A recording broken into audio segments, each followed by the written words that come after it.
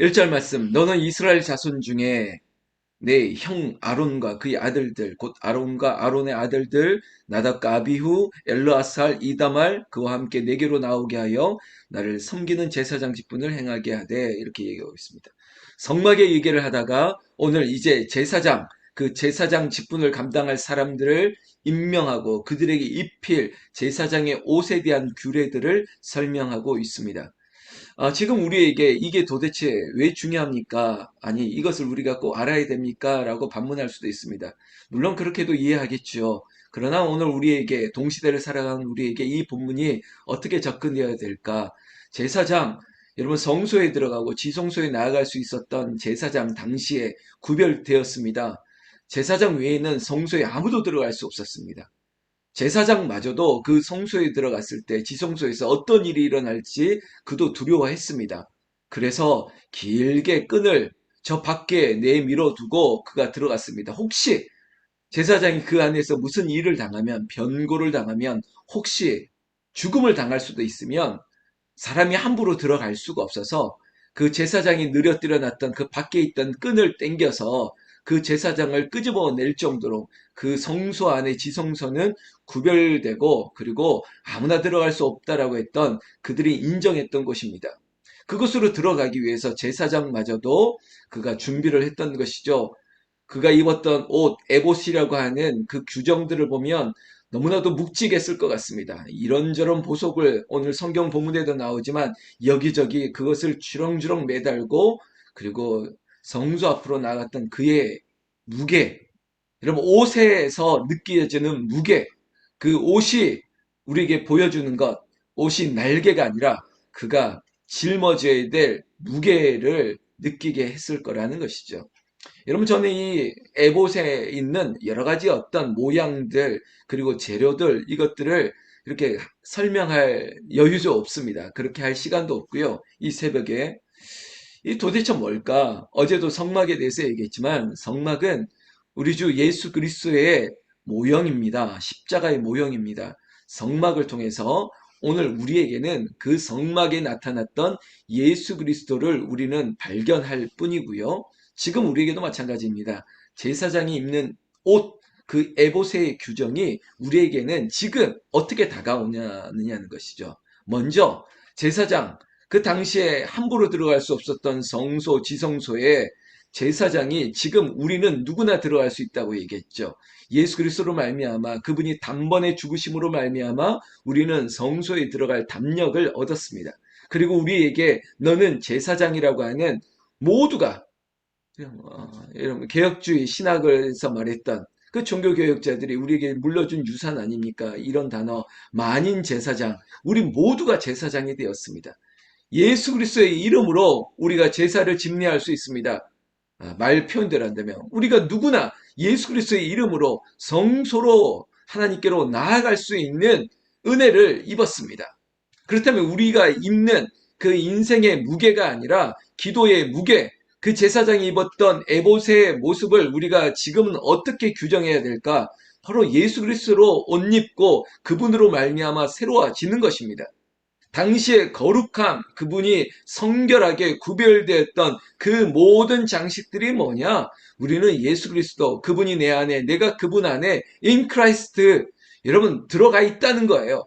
보여지어지는 구별됨이 아니라 그분으로 말미암아 내 삶이, 내 언어가, 내 시선이 바뀐 거예요. 제가 모두의 이런 말을 했지 않습니까? 삶이 변하지가 않습니다. 내 주변에 있던 모든 정황들이 그대로입니다. 그 사람도 여전히 시간이 지냈지만 여전하신 것 같습니다. 라고 말할 때, 여러분 가장 빠른 방법, 가장 편한 방법은 내가 변하는 겁니다. 내가 이전과 다른 나도 이럴 줄 몰랐는데 예수 그리스도로 옷 입고 나니까 그분이 내 안에 들어오시고 성령이 강권적으로 내 안에 주권하시고, 그리고 그로 말미암아 내 생각과 눈과 말이 바뀌는 거예요. 그러니까 상대가 바뀐 거 아니라 상대가 나를 보기에 내가 변한 것처럼 보이고, 그 변화는 강력한 파워가 됩니다. 힘이 됩니다. 두나미스라고 했던 그 다이너마이트 같은 파워, 우리 안에 있는 믿음의 능력, 그 능력은 산을 옮길 정도입니다. 산을 깨뜨려 버리는 거예요.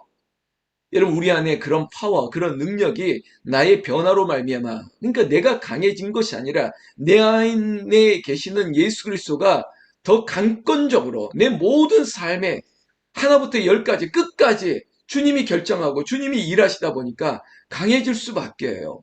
그런 삶의 변화를 누리자는 것입니다. 하나님께서는 모세를 통해서 아론과 그의 자녀들, 나답과 아비후를 시작했던 많은 자녀들에게 하나님께서 이 제사장의 직무를 임명하게 만듭니다. 그리고 그들에게 거룩함으로 구별되라, 구별되라. 여러분 이 세상 가운데 지금 우리에게 말하는 것은 너는 구별하라는 것입니다. 너는 거룩하라는 것입니다. 하나님이 나도 거룩하니 너희도 거룩하라. 아니 그 어려운 말 필요 없이 주님이 우리에게 그 거룩한 삶, 구별된 삶, 그래도 사람들과 함께하면서 여러분 구별됨이라는 게 중세시대에 어디 수도원에 가서 저 강원도 산골짜기에 가서 내가 사람들 만나지 않고 사는 게 구별되거나 성결된 게 아니에요. 우리의 삶 가운데 그저 천막을 저역에 세 개를 쳐서 주님과 함께 하나는 누구 하나는 누구 나는 이렇게 따로 살아야겠다가 아니라 내가 삶 속에서 그리스도인으로서 우리가 이 도시 속에 들어가고 마을에 들어가서 우리가 등경에 등불을 들고 감람류 그 정말 거룩함을 짜낸 것들을 사람들이 그 불빛을 보고 알 수 있을 정도로 삶 속에서 그리스도인의 구별됨을 보여주는 게 진짜 구별됨인 거예요. 거룩함을 나타내는 것이에요. 제가 어제 서대문구청에 있는 인권센터의 어떤 인권센터 일을 조금 도와달라고 해서 그 줌으로 회의를 좀 주관했는데, 여러분 제가 주관하고 이런저런 얘기를 하는데 끝나고 나서 몇 분이 전화 왔어요. 뭐 하시는 분이냐고, 왜 묻냐고 그랬습니다. 말하는 게 범상치 않다는 거죠. 표현으로 그래요. 목사다 그랬습니다. 아, 목사님인데 또 이런 데 관심 있냐고. 목사가 뭐 다를 게 있냐. 그러면서 소위 말하는 세상 사람들과 어제 이야기를 좀 많이 했습니다. 그러면서 그분이 그냥 얘기한 것 같아요. 목사님 정도면 교회 다닐 것 같다고. 그래서 제가 기분이 굉장히 좋았습니다. 여러분들이 그런 말 하는 것도 좋지만 안 믿는 사람이었거든요. 그런데 말미에 아니 목사님 정도만 되면 교회 다닐 맛이 날 것 같다고. 그런 말 해주니까 그래 이건 거예요. 세상 속에 들어가서 구별되어짐. 그것들이 여러분 어떤 옷을 제가 뭐 입어서가 아니라 여러분 뭔가 모르는 다른 것. 그 비범함이 뭘까? 여러분 저는 상식이라고 생각해요. 그리스도인들이 오히려 더 상식적이고 이 세상 가운데 나타낼 수 있는 것들. 여러분 저는 이 정치 얘기를 하면 오해받을까 봐 요즘은 이제 조심스럽고 앞으로 이제 봄까지 더 조심스러울 것 같은데 여러분 상식적이지 않는 일들을 하는 사람들을 절대 여러분 따라가지 마십시오. 그리고 거기에 우리가 너미가 우리가 남이가 거시기 뭐 억스러워 막 이러면서 무조건 그렇게 따라가면 안 돼요. 제발 좀 판단을 하셔야 돼요. 말도 안 되는 일들, 상식적이지 않는 일들을 가지고도 무조건 내 편, 네 편이라고 말하는 이 지향을 따라서도 안 되고요. 교회에서는 더더욱 그래요. 예수 그리스도 안으로 거룩함으로 옷 입고 새로워지자로 얘기하는데 세상이 바라보는데도 상식적이지 않은 일을 그냥 하는 교회들을 바라보면 아, 전문적인 용어 한 번 더 하겠습니다. 환장하겠죠. 환장할 일입니다. 이거 어떻게 이러는지 몰라요. 교회에서는 통념이 되고 교회에서는 뭐 이해가 된다고요? 이제는 그럴 수가 없습니다. 여러분 코로나 이후와 코로나 이전은 다를 겁니다. 여러분 통용이 되지 않아요. 이전으로 돌아가자고요. 옛날 방식으로 가자고요. 물론 본질은 변하지 않습니다. 그러나 그 본질을 담아낼 수 있는 그릇들은 자꾸 바뀌어 나가는데 세상은 너무나도 빠른데 교회는 변하지를 않는 거예요. 왜 그럴 줄 아세요? 내가 그리스도의 옷으로 갈아입지를 않는 거예요. 우리는 여전히 옛날 옷 입고 그냥 내 고집과 내 방식대로. 그래서 교회를 보면 제가 걱정이 뭐냐면 교회가 변할 수 있는 가장 빠른 방법은 목사가 바뀌는 것밖에 없어요. 목사가 나가든지 아니면 목사가 정말 산에 들어가서 정말 성령으로 완전히 뒤집어지든지 그러지 않고서는 안 되고요. 또한 함께 지금 우리 모두가 제사장의 역할을 감당하기 때문에 교인들이 바뀌어야 돼요. 교인들이 어떻게 바뀔까요? 저 인간이 안 바뀌거든요. 절대 안 바뀝니다. 안수 집사가 장로 되면 바뀔 것 같습니까? 아니에요. 그거는 그냥 허울 뿐이에요. 정말 성령께서 확 뒤집어 주는 수밖에 없는데 그거 없이 잠깐 변하는 페르소나와 같은 가면을 쓰는 것으로 그거는 마치 허니문이죠. 잠깐 요 시기만 좋아지는 것이죠. 여러분 제가 어제 성막을 얘기하고 또 제사장의 얘기를 하려다 보니까 이 모든 것들이 변할 수 있는 요인은 딱 예수 그리스도밖에 없어요. 그분이 우리에게 성령을 확 부어주시는 거예요. 그리고 성령이 말할 수 없는 것으로 우리를 뒤집어 주시는 것밖에 없습니다. 그것들을 바라면서 그것을 원한다면 어떻게 될까요? 인간이 할 수 있는 방법은 모여서 기도하는 거죠. 성령이여 우리 새롭게 하여 주시옵소서. 기도만이, 그 기도가 우리의 모든 것들을 다 새롭게 하는 것입니다. 그것들을 바라보면서 오늘 하나님께서 모세에게, 아론들에게, 그 제사장들 후손들에게, 지금 우리들에게도 네가 이런 것들을 위해서 무엇을 입어야 될까? 딱 하나입니다. 예수 그리스도. 그분으로 새로워지자. 오늘 이 본문을 잠깐 덮어놓고 신약 성경을 잠깐 볼 텐데요. 신약 성경 에베소서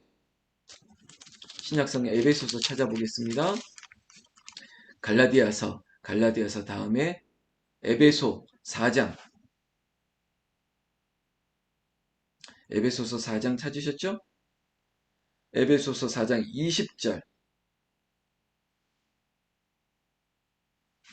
20절부터 쭉 한번 보겠습니다. 제가 읽을게요. 에베소서 4장 20절. 오직 너희는 그리스도를 그같이 배우지 아니하였느니라. 진리가 예수 안에 있는 것 같이 너희가 참으로 그에게서 듣고 또한 그 안에서 가르침을 받았을진데, 너희는 잘 들으세요. 유혹의 욕심을 따라 썩어져가는 구습을 따르는 옛사람을 벗어버리고 오직 너희의 심령이 새롭게 되어 하나님을 따라 의와 진리의 거룩함으로 지으심을 받은 새 사람을 입으라. 할렐루야. 여러분, 에봇의 규정들 막 복잡하게 우리가 이게 하나하나 파싱하듯이 막 쪼갤 필요 없어요. 지금 우리에게 있어서 우리는 그리스도로 에봇을, 그리스도가 에봇이고 그분으로 말미암아 우리는 새로워지는 것. 그 옷을 입고 나아가는 거예요. 어디로? 성소로. 어디로? 세상으로. 그러기 위해서 22절부터 우리가 예수에게 배웠던 유혹의 욕심을 따라, 유혹의 욕심이 뭡니까? 우리의 성격, 우리가 가지고 있는 인성, 이 모든 것들 포함해서 썩어져가는 구습이래요. 예전에 율법을 폐하신 예수 그리스도, 폐한 게 아니라 완성하신 것이죠. 그분으로 말미암아 이해되지 않는 것이 없었어요. 주일날, 안식일날 안 해, 이렇게 하면 안 돼. 예수님이라면 어떻게 하셨을까? 옛사람을 벗어버리라는 거예요. 아무리 좋은 것이라도 벗어버리라는 거예요. 새로워져라. 무엇으로? 너희의 심령이 새롭게 되기 위해서 예수 그리스도로 말미암아 하나님을 따라 의와 진리와 거룩함, 그것으로 새로워지는 것이죠. 단번에 구원받은 은혜, 이게 우리에게 은총이라면 여러분, 날마다 새로워지기 위해서 성령이 주시는 예수 그리스도께서 우리에게 함께 하시는 in Christ, 그분의 은혜로 말미암아 우리가 이렇게 가는 것입니다. 개혁주의 신학으로, 아버지, 우리는 이전으로 돌아가지 않습니다. Here and now, 지금 이 시간부터 또 내일 주님의 날을 향해서, 우리는 내일 어떻게 될지 모르겠지만 주님을 의지하면서 그렇게 새로워지는 것이죠. 나는 이 시간 축복합니다. 새벽을 깨우는 이 북한산 기도원 불새들에게 하나님께서 날마다 새로워지는 은혜, 여러분들이 제사장이 되고 여러분들의 인생이 무거운 짐이 아니라 그리스도로 말미암아 이 모든 것들을 다 감당할 수 있는 그런 새 사람을 입으라. 오늘 새벽에 이 비가 오는 이 가을날 하나님께서 우리에게 더 새로워질 수밖에 없는 하나님의 풍성한 은혜로 우리를 채우시고 남게 되는 역사 있게 되기를 예수님의 이름으로 축원합니다. 축원합니다.